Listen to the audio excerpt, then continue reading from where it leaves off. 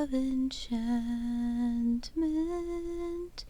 Come, little puppies, the time's come to play here in my garden of magic. Oh, hey pups, Arby here. I've had this weird song in my head for days now and can't seem to get it out.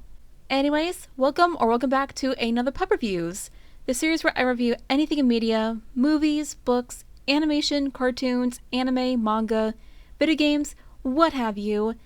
And in today's review, it's a very special one for All Hallows Eve, premiering in theaters on July 16th, 1993, to be released on video in time for Halloween. We're taking a look at Hocus Pocus, my second favorite Halloween film, next to The Nightmare Before Christmas and Trick or Treat being my third.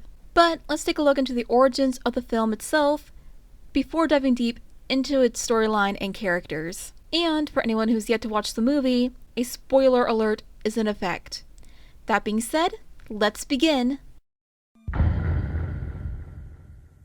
We all know the story of the Salem witch trials, from the town of Salem and anything associated with Halloween, fall, witches, black cats, and all things spooky. Producer David Kirshner, who's shared work on other films such as An American Tail and Child's Play, explains that he and his daughter were sitting outside one night and noticed a stray neighborhood black cat. He tells his daughter a story of how the cat was once a boy who was turned into a cat 300 years ago by 3 witches. This later turned into a script for Hocus Pocus, written by Stephen King writer Mike Garris, pitching the original idea to Disney, calling it Disney's Halloween House. The original plot was much darker and had all the protagonists as 12-year-olds, and the idea was later pitched to Steven Spielberg, one of the biggest rivals to Disney in the family film franchise. The script was rewritten to make it more comedical and family-friendly. Production was delayed so many times until 1992, when actress Britt Medler showed interest in playing the role of Winifred, one of the Sanderson sisters, who you may recognize as one of her roles as Georgette from Oliver and Company, and various self-playing roles in various other shows such as The Nanny and The Simpsons. It was also said Leonardo DiCaprio was going to play one of the protagonists' roles, but later rejected it for the role of Arnie Grape from What's Eating Gilbert Grape, co-starring with Johnny Depp. And various locations were filmed for the scenes set in the movie, such as the earlier mentioned Salem, Massachusetts, Burbank, California, and the old burial hill for the graveyard scenes. Now then, on to the characters. We're going to look at the main ones who hold a higher importance to the story of the film, so no side or minor characters, except for maybe 2 or 3 at best. Of course, we're starting off with the 3 witchy Sanderson sisters. Winifred, leader of the group, played by Britt Medler, as mentioned earlier, and for one more fun fact about her career, had also voiced Kitty Galore in Cats and Dogs 2. Mary, played by Captain Jimmy, whom you may recognize as the following: the stepmother from Cinder Elmo, Maiden Blanche from Hey Arnold, Peggy Hill from King of the Hill, Benjette Bunny from Oswald, Miss Rapier from Little Bill, Goosey from Rugrats Tales from the Crib, 3 Jacks and a Beanstalk, and Willow from The Good Witch. Woo! That was a lot for Kathy. And finally, we have one of my many spirit animals, Sarah. She's basically the embodiment of Bubbles as a witch. And this was way before the Powerpuff Girls even aired. Played by Sarah Jessica Parker. Irony of the names, am I right? You may recognize Sarah for her roles as follows: Carrie from Sex and the City, in the show and movies of that franchise, and Isabel Wright from Glee. Not much from her acting career, but Sarah Sanderson is what she's most famous and known for aside from Carrie. Up next, we have our protagonists. The new kid Max, played by Omar Katz, whom hasn't had many other roles other than Jack Adams from Zorro and Timmy from Adventures in Dinosaur Land, and a slightly more recent role in 2018's Childhood Thoughts. His little sister Danny, played by Thora Birch, who would later go on with the roles of Gamma Mary in the Walking Dead TV series, and Vega from My Life as a Teenage Robot, Escape from Cluster Prime, and Max's crush Allison, played by Vanessa Shaw, whom you may recognize as Gloria Bryce from Murder, She Wrote, and Eileen Wells from That 70s Show.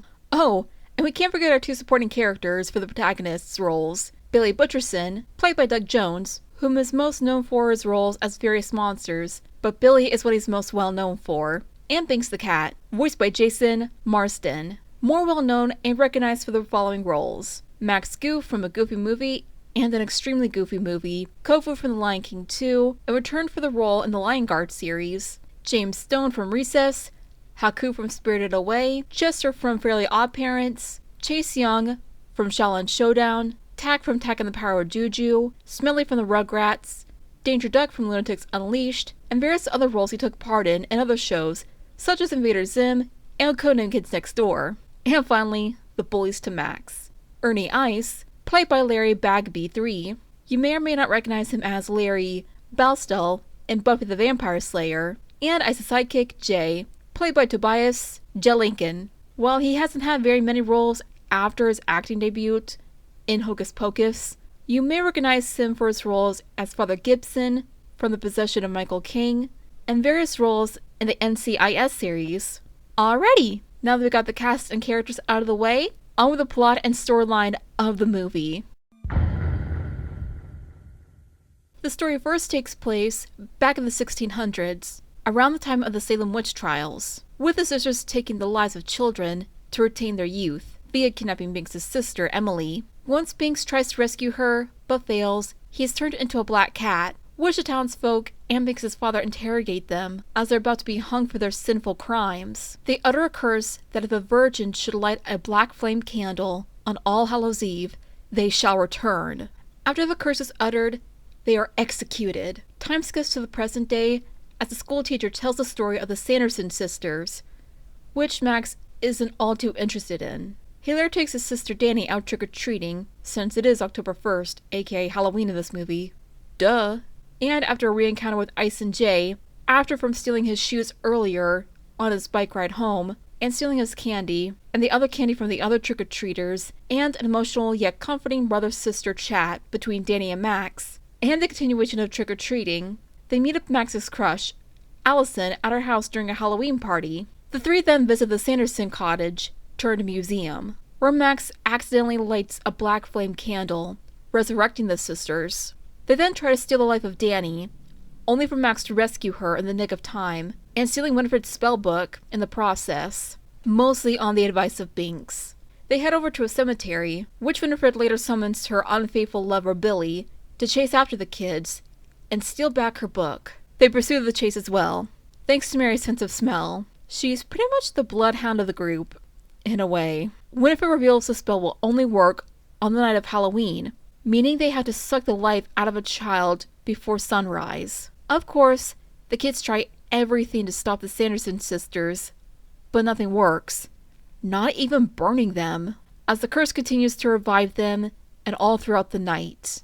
They even put a spell on everyone attending a Halloween party Max and Danny's parents are attending, via Winifred's cover of I Put a Spell on You. So, finally, before the night ends, the witches try summoning children via Sarah's Come Little Children song, and capturing Ice and Jay, trapping them like birds in a cage, literally speaking. The kids trick the sisters into thinking the sun rose early, stealing back the book after the sisters got it back, unsew Billy's mouth so he can say his side of the story and his peace of mind about the sisters, Winnie especially, and joins the side of the kids and Binks.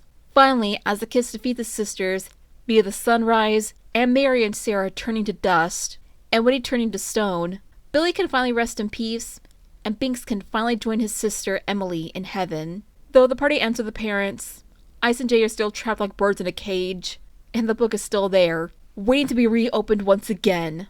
I see possibilities of a sequel in the making. That aside, what about the reception and legacy of the movie? Well, let's see. With the movie grossing over $8 million upon release in the box office, sadly received mixed reviews from moviegoers, critics, and everyone and anyone who saw the movie, only making little over $1 million upon the weekend of its release, proving to be a Disney box office bomb. But, thankfully, that didn't stop the Sanderson sisters. The movie often had TV airings on the Disney Channel and Freeform, formerly called ABC Family, during the month of October, growing more in popularity since its release in 1993, even having live performances in the Disney theme parks during the Halloween celebrations.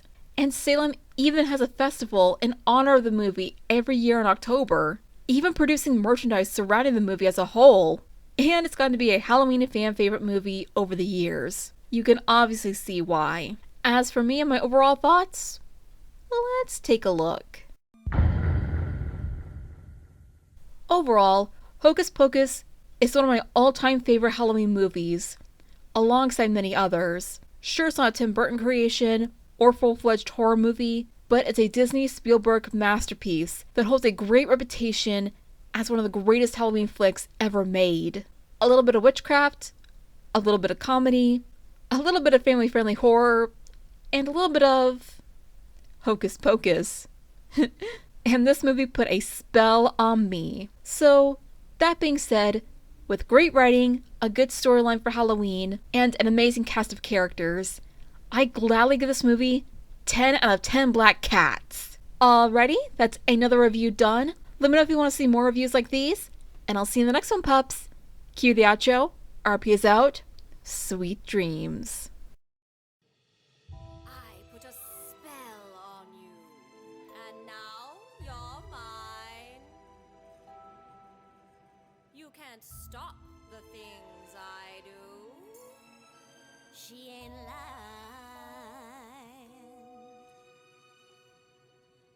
It's been 300 years, right down to the day. Now the witch is back, and there's hell to pay. I put a spell